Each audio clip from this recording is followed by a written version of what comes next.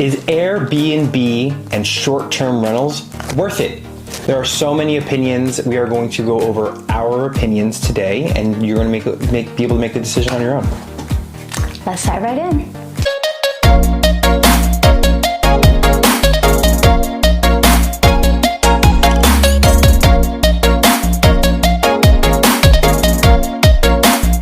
I'm Zev Forrest.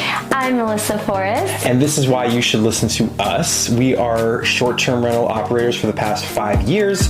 We've hit Airbnb Superhost 18 times, and we've hosted over 3,000 guests. Yes. And we love what we do. Yeah. So in this video, we're going to be sharing with you guys our experience.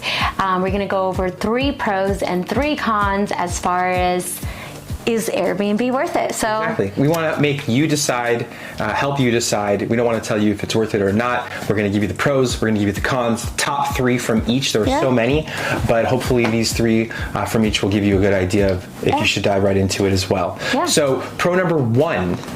We're going to go over the pros first. Yeah. Pro number 1 for owning and operating an Airbnb and short-term rental business is the money, the income.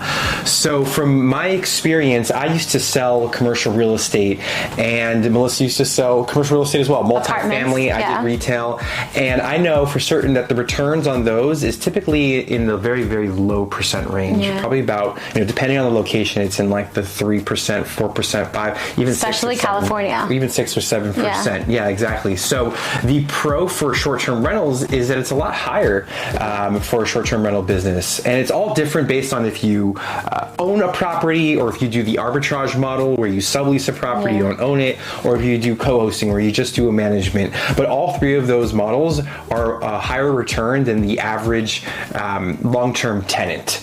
So to give you an idea, if you own a property, you're going to be looking at a cash-on-cash return anywhere between, let's say, 12% up to 30% even for a short-term rental business. You're also on the arbitrage model. I mean, we've seen in the 100% returns because you're putting very little down and you're making about double the rent or more at least, but you're paying in rent, you're making double that gross on that property as well. And co-hosting, whatever those percentages that I just mentioned, typically making about 15 to 25% of the gross of those as well. So the income is really, really good in short-term rentals. There is more work involved, but that's another pro. Yeah. Is that there is more work, but it's not as much as you would think. And we can go over that in another video, but that's pro number 1. Yeah, that leads us to pro number 2, the potential. There's so much potential in this business. Pretty much what we like to tell people that ask us about Airbnb and how much money you can make and whatnot, I tell them, how much money do you want to make? What is that magic number? What is that financial freedom number that you have in mind that you want to achieve? Because it could totally be achievable. It is completely 100% possible in this business. We achieved it already once, and we just continue to increase the cap, the potential in how much money we want to continue making, because once you pretty much learn the systems, once you learn how to automate this business, it's all about rinse and repeat and continue doing it. And as long as you're doing your research and you're diving into the right markets and doing your right pricing and right comparables, you're gonna win. So just think about that magic number and just dive right in. Yeah, there's no limit to how many you can get. You can have 1 unit or you can have 1,000. It's up to you and how hard you work. That's the beauty of the business as well. Pro number 3 is the freedom, both in time and location. So I know for us, before we were working, our jobs were commission based, but I had to be on the phone all day. I had to be in the office all day, and I was stuck to a certain location, and my time was taken up at least all throughout the week, and even on the weekends at times. But the beauty of this business is once you get the unit up and running, and once you have it either automated or partially automated, you are free to run the business from anywhere in the world. We bring our computers or our phones anywhere we want when we're traveling. We're still able to operate the business, and it's also the time freedom, not just the location. We are able to work on it when we want, and there's a little bit of a con there as well, but we'll get into that when we mention all the 3 cons as well. Yeah, well, that just leads me into sharing the first con we're going to be sharing today, which is the short-term rental ordinances. It's a big one. Yeah, this one is huge just because, I mean, Airbnb has been around for a very long time now, but as it's growing and more people are getting into it, and actually a lot of people that just pretty much want to grab a property and put it on the listing and not put any care to it and not pre-screen guests or whatnot, and are letting people throw parties in their units. They're pretty much setting the negative tone for what Airbnb is, and it's really affecting neighborhoods, and there's all this drama behind it, right? You could just Google it, you could see it in the news, right? But it's because of what we like to call the bad apple guest, or what's the term that we like? The bad actor. Yeah, right. So, and because of this, Airbnb, I mean, the cities are really getting strict with short-term rental ordinances, and we just recommend, if there's a city out there that doesn't have an ordinance, don't go into it, because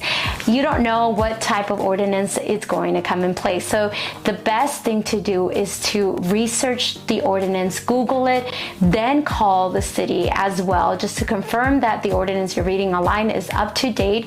And if they already have an ordinance in place, that's probably the perfect scenario, because you already know that this is what it is right now, and just jump right in. And to clarify, the ordinance itself is not a con. We're all about having the communities have a peace of mind and making sure that there is a regulation in place. It needs to be regulated, because there are hosts out there that are not good at what they do, just like in any other business.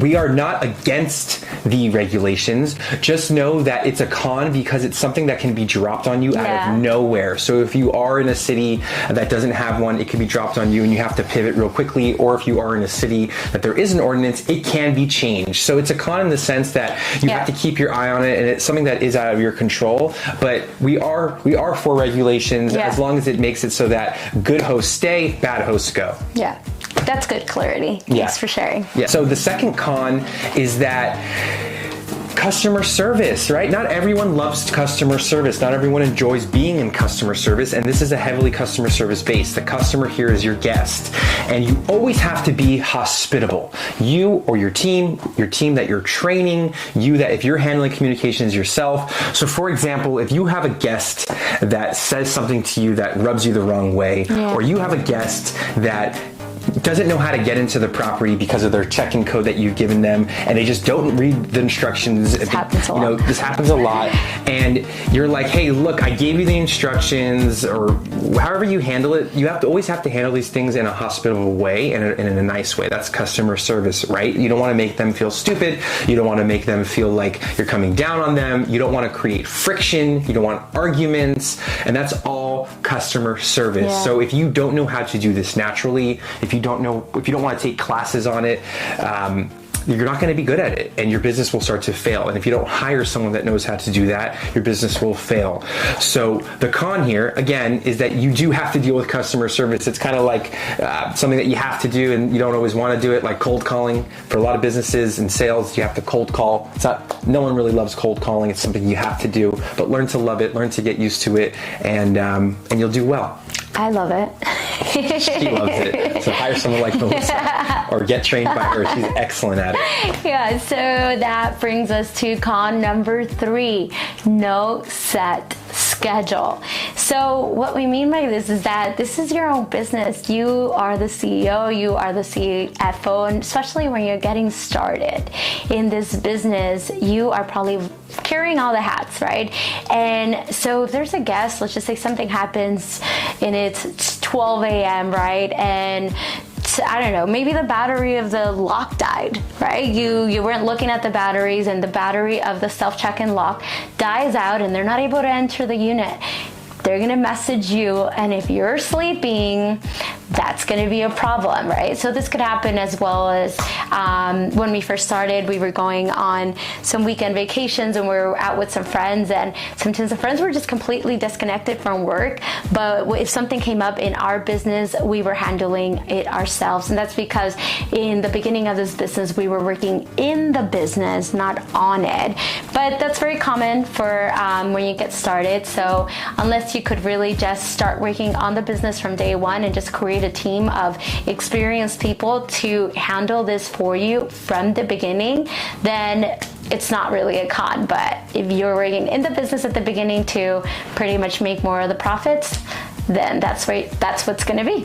You're going to work and have to be available for guests at all times. Yeah, just like most businesses, right, that you own, right? Yeah. Just as compared to a salary job, Yeah. you know that on the weekends, typically on average, you're not going to be working. Yeah. But if you are working in the business, like Melissa said, then yeah, it's definitely a con that you're going to have to be always available. Yeah. So we shared with you guys the 3 pros and 3 cons, and now you guys get to pretty much make that decision. Is it Airbnb worth you getting into? Based on what we shared with you guys was just part of our experiences.